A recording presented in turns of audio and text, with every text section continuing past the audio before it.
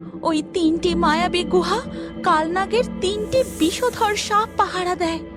আর ওই 3 গুহার মধ্যে কোন গুহায় যে সে মণি লুকিয়ে রেখেছে তা আমি জানি না। এক মাঝি নদীর পাড়ের কাছে তার নৌকার উপর দাঁড়িয়ে দাঁড়িয়ে ভাবতে থাকে, আকাশে যা কালো মেঘ ছেয়ে রয়েছে, এক্ষুনি ঝড় উঠবে বলে মনে হচ্ছে। এখন কি নৌকা নিয়ে এগোনো ঠিক হবে? এই কথা ভাবতে ভাবতেই প্রবল ঝড় ওঠে। তারপরেই আকাশে বিদ্যুৎ গর্জে শুরু হয় মুষলধারে বৃষ্টি। ওরে বাপরে, যা জোর ঝড় উঠলো, সাথে এই প্রবল বৃষ্টি। না, আজ আর কোনো মতেই মাছ ধরা সম্ভব হবে না। ঝড়ে হয়তো আমার নৌকাটাই ডুবে যাবে। তার থেকে আমি বরং নৌকা ঘাটে বেঁধে বাড়ি ফিরে যাই। মাঝি তাড়াতাড়ি নৌকা ঘাটে বেঁধে বাড়ির দিকে ফিরতে থাকে। ঠিক সেই সময় কার যেন কাতর আর্তনাদ তার কানে ভেসে আসে।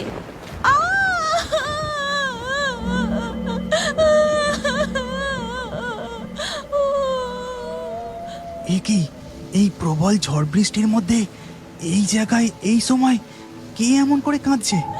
কান্নার শব্দটা ওই দিক থেকেই আসছে বলে মনে হচ্ছে। যাই, গিয়ে দেখি তো একবার। এরপর মাঝি সেই দিকে কিছুটা এগিয়ে গিয়ে দেখে এক সুন্দরী জলপরী নদীর পাড়ে ব্যথায় কষ্টে কাঁদছে। ওরে বাবা, আমি কি এটা ঠিক দেখছি? এটা কি সত্যি একটা জলপরি? কিন্তু জলপরি জলের বাইরে নদীর পাড়ে কি করছে? যাই, ওর কাছে যাই।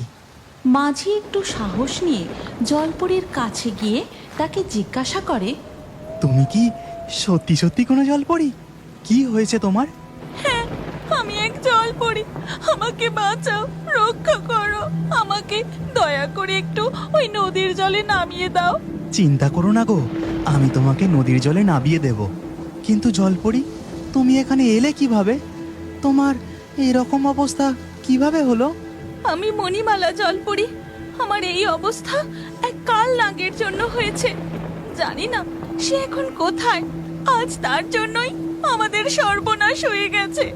তুমি তাড়াতাড়ি আমাকে নদীর জলে ছেড়ে দাও। ভয় পেও না গো জলপরি, তুমি নির্ভয়ে আমাকে তোমার সব কথা খুলে বলতে পারো। হয়তো আমি তোমাকে কিছু সাহায্য করতে পারি। এই কথা শুনে মণিমালা জলপরী কিছুটা আশ্বস্ত হয়ে তার সাথে ঘটে যাওয়া ঘটনা মাঝিকে বলতে থাকে।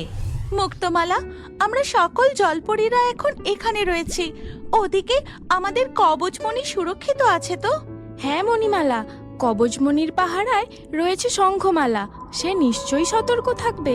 শঙ্খমালা যে ভালো করেই জানে ওই কবচমণি খুবই শক্তিশালী এবং আমাদের সমগ্র রাজ্যকে শক্তি প্রদান করে থাকে।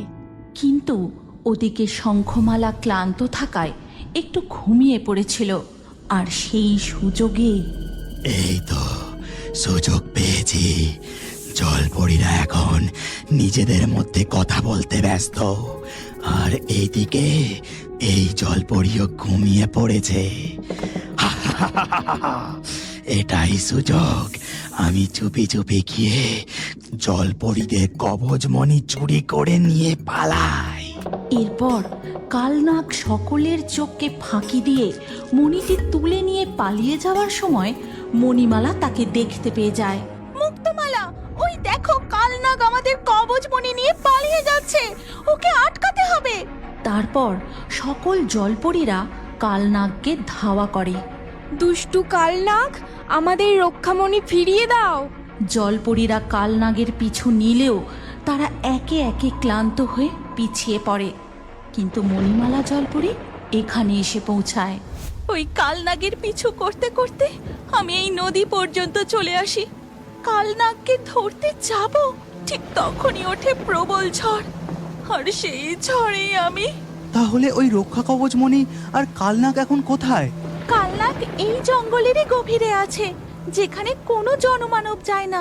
সেখানে আছে 3টি মায়াবী গুহা, আর তারই মধ্যে একটি গুহায় ওই কালনাগ আমাদের রক্ষামণি লুকিয়ে রেখেছে। জলপরি, তুমি তো খুবই আহত। তোমার তো কেটে রক্ত বেরোচ্ছে। দাঁড়াও, আমি তোমাকে এক্ষুনি জলে ছেড়ে দিচ্ছি। এই কথা বলে মাঝি জলপরীকে নদীর জলে ছেড়ে দেয়। ধন্যবাদ মাঝি, জলেতে আমি একটু সুস্থ বোধ করছি, কিন্তু ওই রক্ষামণি ছাড়া জলপরীদের জাদুর শক্তি অচল। আমাদের জাদু আর কাজ করবে না, আমাদের শক্তিও ধীরে ধীরে কমে আসছে। এখন কি করে যে ওই মণি ফিরিয়ে নিয়ে আসবো কি জানি। চিন্তা করো না মণিমালা জলপরি, আমি তোমাকে ওই কবচমণি ফিরিয়ে এনে দেব। তুমি পারবে পারবে আমাদের কবচমণি ফিরিয়ে আনতে? কিন্তু ওই কাল লাগছে খুবই ভয়ঙ্কর, সেখানে তোমার বিপদ হতে পারে।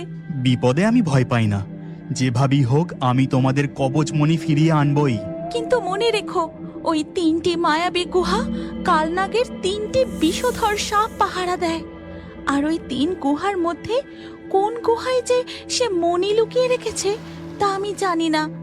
আর হ্যাঁ, তোমাকে কিন্তু সেই সঠিক গুহায় একবারেই প্রবেশ করতে হবে, তবেই তুমি মণি নিয়ে ফিরে আসতে পারবে।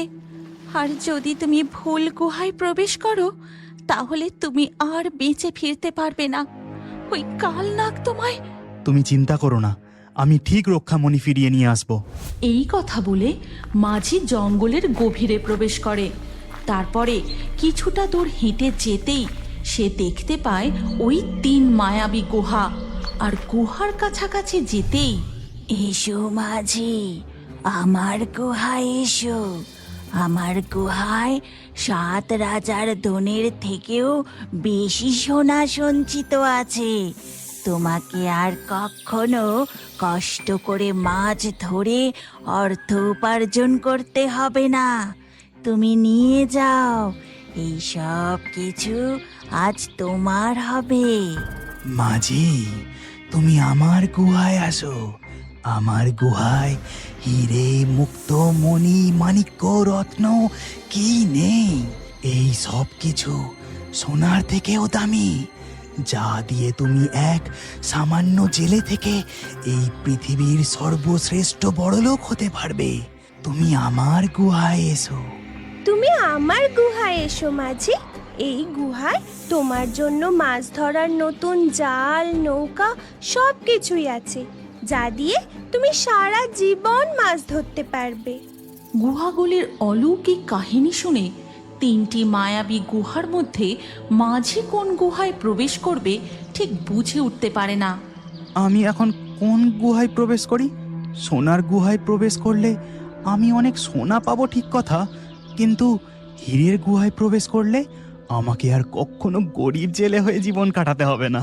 আর এই সব কিছু দূর থেকে লুকিয়ে দেখছিল সেই কালনাগ। লোভের ফাঁদে পা দিয়ে একবার যদি ওই মাঝি ভুল গুহায় ঢোকে, তাহলে আমিও ওকে আর জ্যান্ত রাখবো না। এই গরিব জীবন আমার আর ভালো লাগে না। আমি বরং হীরে রত্নের গুহায় প্রবেশ করি। নিশ্চয়ই ওই হীরে রত্নের মধ্যেই জলপরীর কবচমণি রাখা আছে। আমি মূল্যবান হীরে রত্ন পাবো, আর জলপরীরও কবচমণি ফিরিয়ে নিয়ে আসতে পারবো। এসো এসো, আমার গুহায় এসো, অত কি ভাবছো? মাঝি, সারা জীবন কোনো কাজকর্ম ছাড়াই বসে খেতে চাইলে আমার গুহায় আসো। তুমি আমার গুহায় এসো মাঝি, আর সারাটা জীবন মাছ ধরে স্বাচ্ছন্দ্যে কাটাও। না না, আমার ওই হীরে রত্নের গুহাতে যাওয়াই ঠিক হবে। যা যা, তাড়াতাড়ি যা, ওই গুহায় যা, তারপরে তুই হবি আমার শিকার। এই সব কিছু ঘটনা পাশের এক গাছে বসে দেখছিল প্রকৃতি দেবীর বাহন টুনি পাখি। এরপর মাঝি যেই হীরে রত্নের গুহার দিকে এগিয়ে যায়, ঠিক তখনই টুনি পাখি খুব জোরে চিৎকার করে ওঠে।